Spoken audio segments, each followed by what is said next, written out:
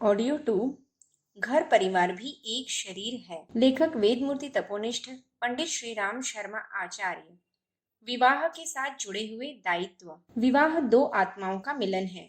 उसके साथ जीवन यापन की लंबी योजना सन्निहित रहती है। इसमें स्नेह सम्मान सहकर ही प्रधान आधार होते हैं। समझदारी के साथ एक दूसरे को निभाया और आगे बढ़ाया जाता है। गलतियों को या तो अकेले में हल्की मुद्रा में समझा दिया जाता है या फिर हंसी विनोद में हल किया जाता है।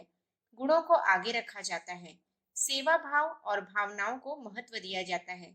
इस दृष्टि से देखा जाए तो सामान्य स्तर का नर नारी भी साथी के रूप में उपयोगी और भला ही सिद्ध होता है।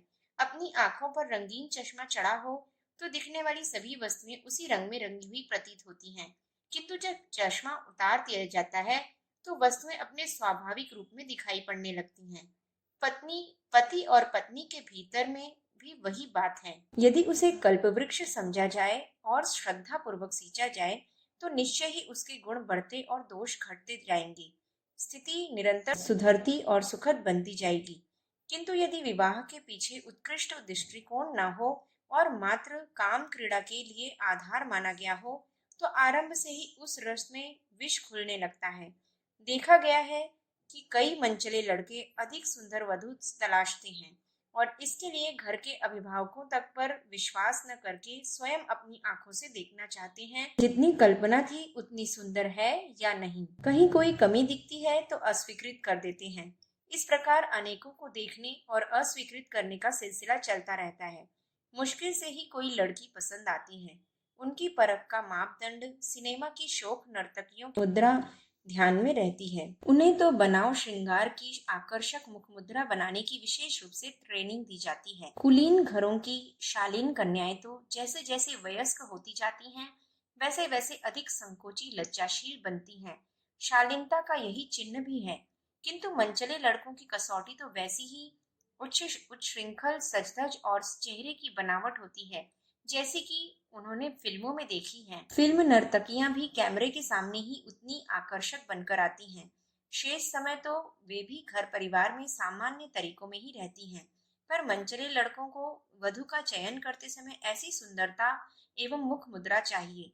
ऐसे लड़के या तो बड़ी उम्र तक कुंवारा रह जाते हैं या फिर कहीं ऐसे फेर में फंसते हैं कि शक्ल तो देखते रहें पर घर गृहस्थी के काम में उन्हें सर्वथा अनुपयुक्त पाया। लड़कियों को जब यह पता चलता है कि शिक्षा की योग्यता का गुण, वचन की कुशलता का, वफादारी का कोई मूल्य नहीं, दुनिया में शक्ल सूरत ही सब कुछ है, तो वे इसी बात को सच मानने लगती हैं और पति के रूप में किसी देव यक्ष की न सही कम से कम किसी अति सुंदर फिल्मी एक्टर की कल्पना तो करने ही लगती हैं।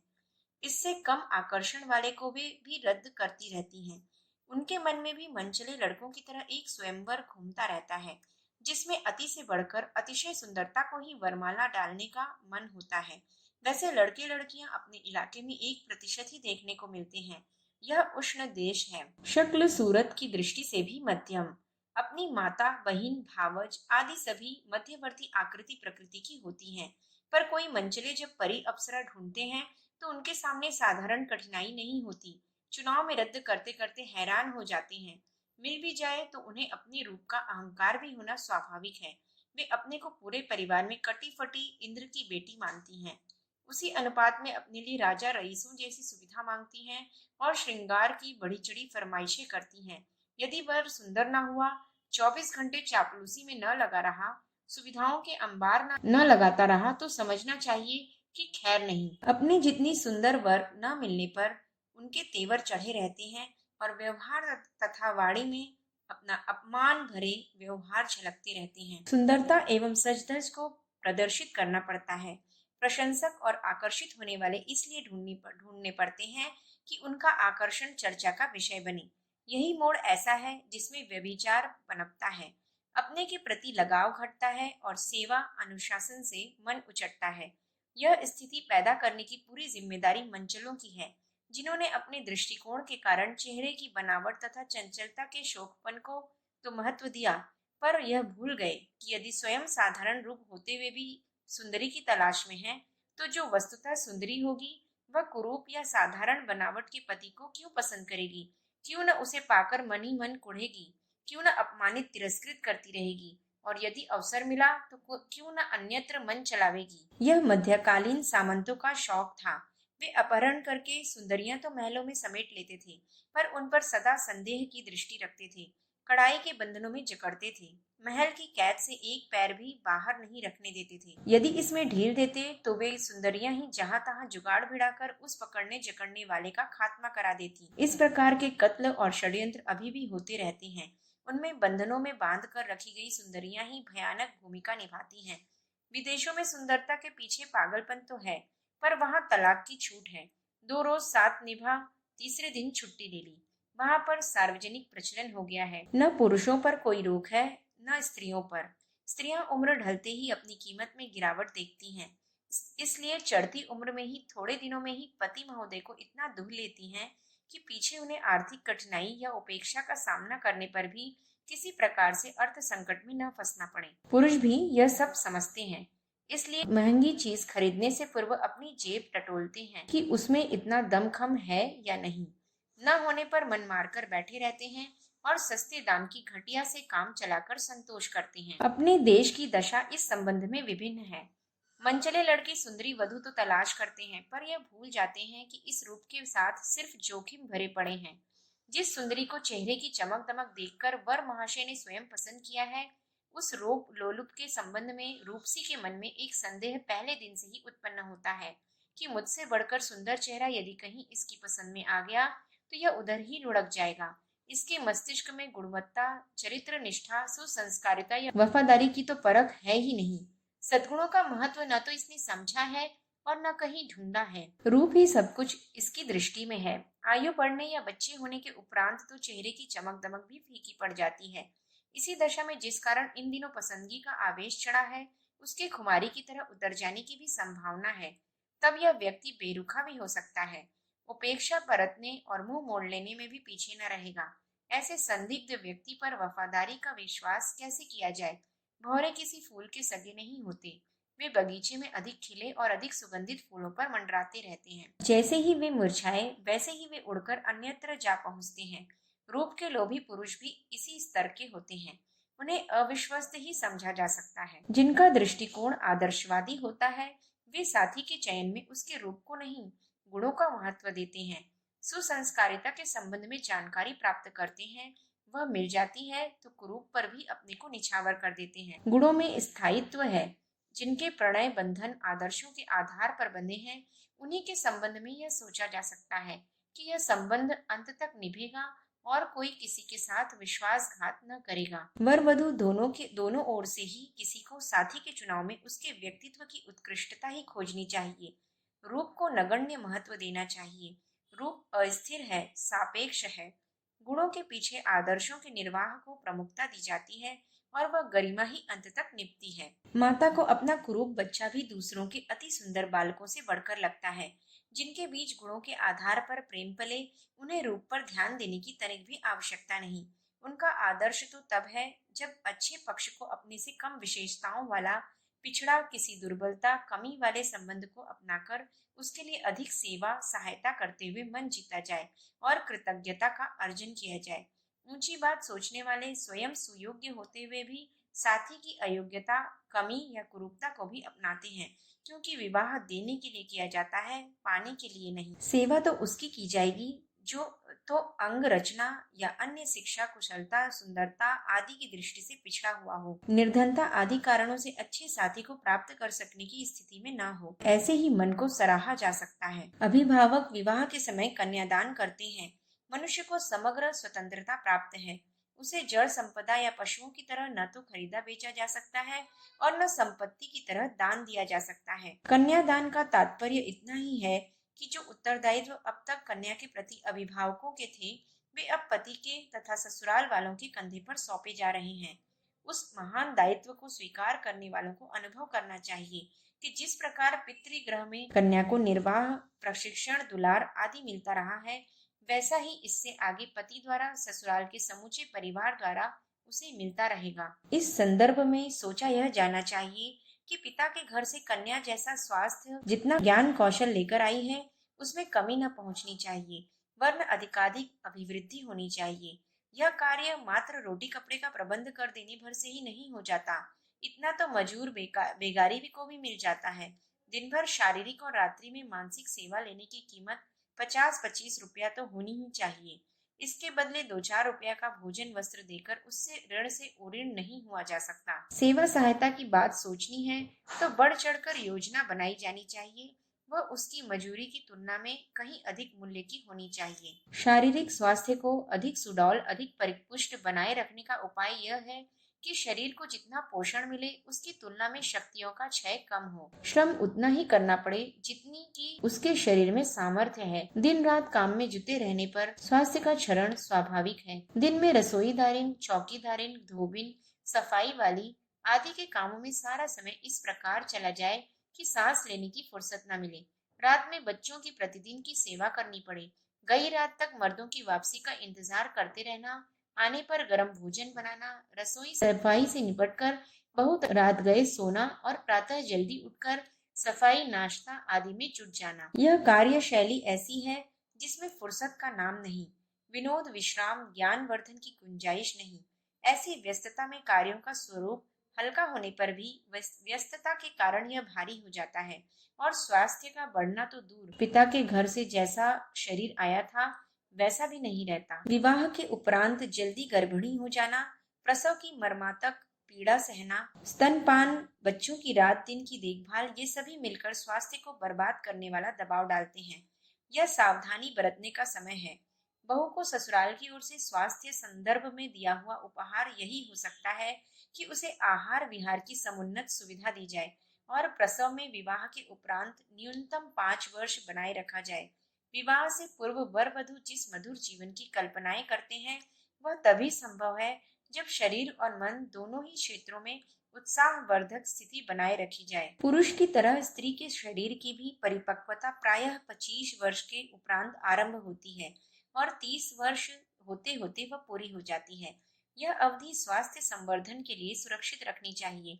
इसमें काम धंधे का, व्यस्तता का, चिंता का, हैरानी का दबाव नहीं पड़ना चाहिए। प्रसव कृत्य में फांस देने पर खाने पीने की अच्छाई भी उस दोहन से निचुड़ जाती है और स्वास्थ्य बढ़ने के स्थान पर उससे भी घट जाता है, जैसा कि पिता के घर से जीवनी शक्ति और प्रफुल्लता से भरा पूरा आया था। कन्याएं अपने पिता के घर में कुछ कक्षाओं तक ही शिक्षा प्राप्त करती हैं, पर वह विवाह की जल्दबाजी में उतनी पूर्ण नहीं हो पाती कि ज्ञान की समग्रता या स्वावलंबन की दृष्टि से उसे पर्याप्त कहा जा सके। उचित हो कि जितनी पिता के घर शिक्षा प्राप्त हो गई थी उतनी ही ससुराल वालों की ओर से भी दिए जाने की व्यवस्था हो। विवाह के उपरांत लड़कियां उसी प्रकार पढ़ती रह सकती हैं जैसे कि कितने ही लड़के विवाह के पश्चात भी पढ़ते रहते हैं। स्वास्थ्य की तरह ही शिक्षा भी मनुष्य की संपत्ति है। ये दोनों ही संपदाएं नर और नारी दोनों को समान रूप से उपलब्ध होनी चाहिए। कमाने के क्षेत्र में पुरुषों का ही आधिपत्य हो और स्त्रियां मात्र घर तक ही सीमित रहें, यह विभाजन अन्यायमूलक है। आजीविका की दृष्टि से स्त्रियों को भी इस योग्य होनी चाहिए कि वे कुछ कमा धमा सकें, पारिवारिक समृद्धि और अभिवर्धन में कुछ कहने लायक योगदान कर सकें। घर के काम को नर नारी सभी को मिलजुल कर करना चाहिए ताकि उसका स्वरूप घरेलू मनोरंजन जैसा हो और दोनों ही पक्षों को अन्य महत्वपूर्ण कार्य करने के लिए समान रूप से अवसर मिल सके। किसी को हीनता की अनुभूति न हो और कोई अपने को शहंशाह न समझे। स्वास्थ्य और शिक्षा की तरह आर्थिक स्वावलंबन भी जीवन की पूर्णता की दृष्टि से आवश्यक है। कई बार ऐसी घटनाएं घटित होती देखी गई हैं कि पुरुष भरी जवानी में क्षय आदि का शिकार होकर मर गया। स्त्री की गोद में 4 छोटे छोटे बच्चे रह गए। रोज कमाने, रोज खाने की स्थिति में दिन कटते थे। पूंजी के नाम पर घर में कुछ जमा न हो पाता था। मर्द की बीमारी के इलाज में तथा अंत्येष्टि के कर्मकांड में जो कुछ बर्तन जेवर थे वे भी बिक गए। अब बच्चों का पालन तथा विधवा का गुजारा कैसे हो, इन परिस्थितियों में उस घर परिवार पर क्या बीतती है, इसे भुक्तभोगी ही बयान कर सकते हैं। ऐसी घटनाएं आए दिन देखने को मिलती रहती हैं। ऐसी घटनाएं अपवाद नहीं हैं। अपने देश में आधी जनसंख्या गरीबी की रेखा से नीचे जीती है। स्त्रियों में अशिक्षा अभी भी 90% है। बाल विवाहों पर कानूनी रोक होते हुए भी वे धड़ल्ले से होते रहते हैं। छोटी आयु में विवाह वाली लड़कियों में युवतियों की अपेक्षा जल्दी बच्चे होने लगते हैं। 25 की आयु तक पहुंचते पहुंचते ये यदि 5-6 बच्चों की मां बन जाएं, तो इसमें कोई आश्चर्य जैसी बात नहीं है। अच्छे भोजन की कमी, काम की अधिकता और प्रदूषण भरे वातावरण में रहने वालों की अकाल मृत्यु होते रहना भी सामान्य बात हो गई है। ऐसी दशा में आधे दर्जन बच्चों की माता को यदि स्वावलंबन की दिशा में पहले से ही कुछ योग्यता या तैयारी नहीं है, तो यही कहा जा सकता है कि विवाह करने वाले ने एक पूरे परिवार के समुदाय को विपत्ति में झोंक दिया। तथ्यों को ध्यान में रखते हुए महिलाओं में से प्रत्येक को ऐसी योग्यता संपादित करनी चाहिए जिससे वे अच्छे दिनों में कुछ कमाकर परिवार के निर्वाह स्तर को कुछ ऊंचा उठाने में सहायता कर सकें, आपत्ति काल में अपना और अपने बच्चों का सम्मान पूर्वक गुजारा कर सकें। इसलिए विवाह के उपरांत वधुओं को स्वास्थ्य बढ़ाने, शिक्षा अर्जित करने तथा स्वावलंबन की योग्यता उत्पन्न करने के लिए स्वयं तैयार होना चाहिए और ससुराल वालों में विशेषतया पति से आग्रह करना चाहिए कि वे उन्हें रमणी, कामनी, भोग्या, चरणदासी बनाकर न रखें। उनकी प्रगति के लिए हर स्तर का प्रयत्न करें। दाम्पत्य जीवन और सहचरत्व। मनुष्य जाति एक है। उसके दो भाग सृष्टि ने नर नारी के रूप में इसलिए किए हैं कि दोनों एक दूसरे के सहयोगी बने रहें। कुछ कमी पुरुष में रही है, कुछ कमी नारी में। कुछ आवश्यकताएं पुरुष की हैं, कुछ नारी की। दोनों एक दूसरे के सहायक सहयोगी बनकर कुछ आवश्यकताओं और अभावों की पूर्ति करते हैं। इतने पर भी यह नहीं कहा जा सकता कि एक दूसरे से भिन्न है अथवा श्रेष्ठ निकृष्ट है। यदि मूल्यांकन करना हो तो वरिष्ठता नारी के हिस्से में ही आती है, क्योंकि वह जगत जननी है। उसी की कोख से समस्त मनुष्य समुदाय का उद्भव हुआ है। दाम्पत्य जीवन में पत्नी को उसके गुणों के अनुरूप कितने ही नामों से पुकारा जाता है। परिवार व्यवस्था संभालने के लिए उसे गृहिणी एवं गृह लक्ष्मी कहते हैं। धर्म कर्तव्यों में सहायक रहने और सर्वतोमुखी प्रगति का पथ प्रशस्त करने के कारण उसे धर्मपत्नी एवं कल्याणी कहा जाता है। काम विनोद में भागीदार रहने के कारण उसे कामिनी, रमणी नाम दिया गया है। ऐसे ऐसे अनेक नामों में एक नाम सहचरी या अर्धांगिनी शक्ति भी आता है, जो तथ्य की दृष्टि से अधिक सार्थक है।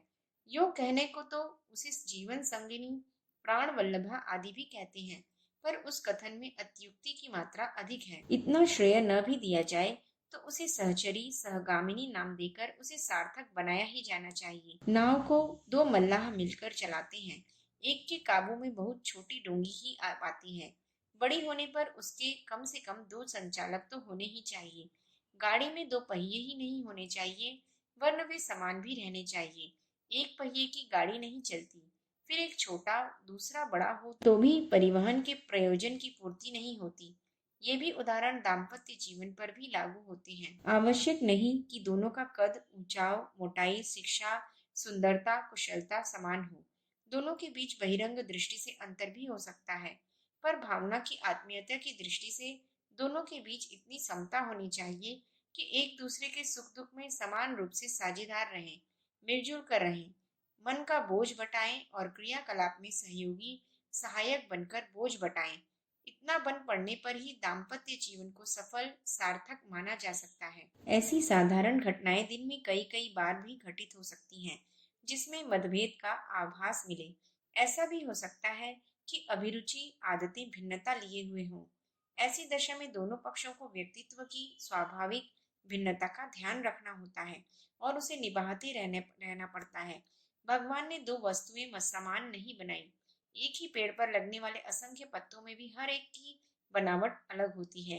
हर प्राणी की आकृति में भिन्नता पाई जाती है। दो चेहरे एक जैसे कहीं भी नहीं मिल सकते। इसी प्रकार हर किसी का व्यक्तित्व अलग अलग ढंग का होना चाहिए। सर्वतोभावेन समग्र रूप से कोई नर नारी एक जैसे नहीं हो सकते। इस प्रकृति संरचना को आरंभ से ही ध्यान में रखना चाहिए और दोनों साथियों के मन में इतनी गुंजाइश रहनी चाहिए कि एक दूसरे के लिए इतनी सुविधा दे कि थोड़ी भिन्नता भी दरगुजर होती रहे। कोई भी इतना तुनक मिजाज नहीं होना चाहिए कि पूरी तरह से दूसरे को अपना गुलाम समझे और इसका दबाव दे कि उसकी इच्छा ही सर्वोपरि है। उसके पालन में ननुनच नहीं होनी चाहिए। इस प्रकार का दबाव अस्वाभाविक होने के कारण अनुचित भी है। दो शरीरों का जब तक अस्तित्व रहेगा तब तक यह स्थिति बनी रहेगी कि किसी कदर भिन्नता बनी रहे। साथ ही इतनी उदार सहिष्णुता भी रहनी चाहिए कि वह निभती भी रहे। हंसते हंसते उस भिन्नता को एकता के स्तर तक पहुंचाया जा सके। खिचड़ी पकाने में दोनों चावल और दाल का अस्तित्व मिलकर एक हो जाता है, किंतु उनका मौलिक स्वरूप फिर भी पहचाना जा सकता है। मिलन होते हुए भी दोनों का अस्तित्व अलग से भी पहचाना जा सकता है। इस दृष्टिकोण को विकसित किए बिना पति पत्नी उस स्तर पर नहीं पहुंच सकते जिसे समता और ममता कहा जा सकता है। भिन्नता रहते हुए भी दोनों पक्षों की मनस्थिति संकोच रहित होनी चाहिए। परायेपन में किसी कदर दुराव बना रहता है। इसे दब्बूपन, झेप, संकोच आदि नाम भी दिए जा सकते हैं। यह अस्वाभाविक स्थिति तभी तक टिकती है जब तक परायेपन का भेदभाव रहता है। इसके रहते रहते जी खोलकर अपनी बात कहने और दूसरों की सुनने का अवसर नहीं आता। विचार विनिमय का सिलसिला चलते रहना चाहिए। आग्रही किसी को भी नहीं होना चाहिए। तर्क, तथ्य, विवेक और औचित्य की कसौटी मानकर मतभेदों को एक दूसरे के सामने प्रकट करते रहा जाए। दूसरे के कथन को भी महत्व दिया जाता रहे, तथ्यों का विश्लेषण किया जाता रहे, तो बहस के कुछ ही कदम चलने के उपरांत समझौते का बिंदु मिल जाता है। इस प्रकार काम चलाऊ बिंदु तलाश करते रहने पर ही मतभेदों के बावजूद एकता बनी रह सकती है। इसके विपरीत कोई पक्ष यदि अपनी बात का आग्रही बना रहे, जिद पर अड़ा रहे, अपने ही कथन को प्रतिष्ठा का प्रश्न बतलाए, तो फिर समझना चाहिए कि मनोमालिन्य की जड़ जमी और कलह का आधार विकसित हुआ। यह स्थिति अच्छी नहीं। प्रेम को थोड़ा थोड़ा भी पोषण मिलते रहने पर वो बढ़ता रहता है, किंतु यदि उसमें खाई खोदना शुरू कर दिया जाए तो वह फूटे घड़े की तरह भरा होने पर भी कुछ समय में खाली हो जाता है। चिंगारी तभी तक प्रज्वलित रहती है जब तक उसमें ईंधन पड़ता रहता है। साथी की सद्भावना पर सदा विश्वास किया जाना चाहिए। मतभेदों को साथ नहीं जोड़ना चाहिए। लोक व्यवहार कैसे चलाया जाए, इसी में अंतर देखा जाए और उसे सहमति स्तर तक पहुंचने का प्रयत्न करना चाहिए। यदि वैसा न बन पड़े तो भी उस भिन्नता को चेहरे की बनावट में भिन्नता रहने की तरह सहन करना चाहिए। एक गुलदस्ते में कई रंग के फूल होते हैं, पर वे परस्पर लड़ते झगड़ते नहीं। अपनी अपनी विशेषता के कारण गुलदस्ते को शोभायमान बनाते हैं। न केवल दंपति जीवन में वरन पूरे परिवार के विचार स्वातंत्र्य को सहन किया जाना चाहिए। देखना इतना भर है कि कहीं इस मतभेद में अनीति तो नहीं पल रही है, पतनोन्मुख दोष दुर्गुणों को प्रश्रय तो नहीं मिल रहा है। पिछले शताब्दियों से नारी के मानवीय अधिकारों का अपहरण नर द्वारा किया जा रहा है। प्रजनन की विशेषता के कारण वह शारीरिक दृष्टि से दुर्बल भी हो जाती है, पर घर गृहस्थी के व्यस्त कार्यों में निरंतर फंसी रहने के कारण वह स्वतंत्र रूप से आजीविका उपार्जन भी नहीं कर पाती। ऐसी दशा में उसे दुर्बल, पिछड़ी, कम उपयोगी, महत्वहीन माना जाने लगा। इतनी मान्यता बनते बनते उसका शोषण भी चल पड़ा।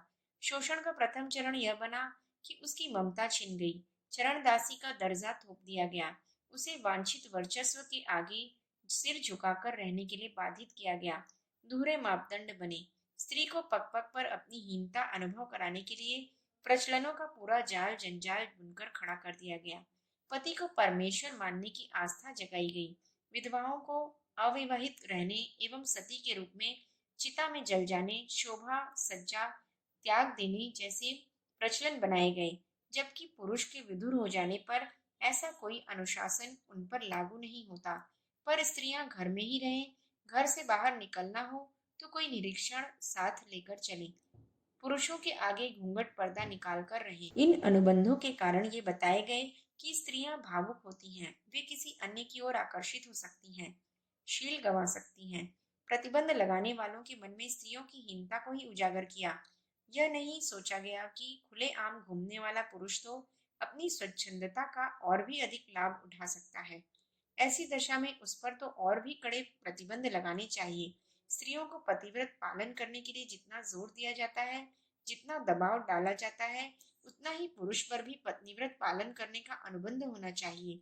जो मर्यादाएं नारी के लिए निर्धारित की गई हैं, वे ही पुरुष के लिए भी की जानी चाहिए। न्याय यही था। औचित्य इसी का प्रतिपादन समर्थन करता था, किंतु वैसा हुआ नहीं। इसका कारण एक ही रहा कि स्त्री को शारीरिक दृष्टि से दुर्बल माना गया और आर्थिक दृष्टि से उपार्जन में असमर्थ। ऐसा कुछ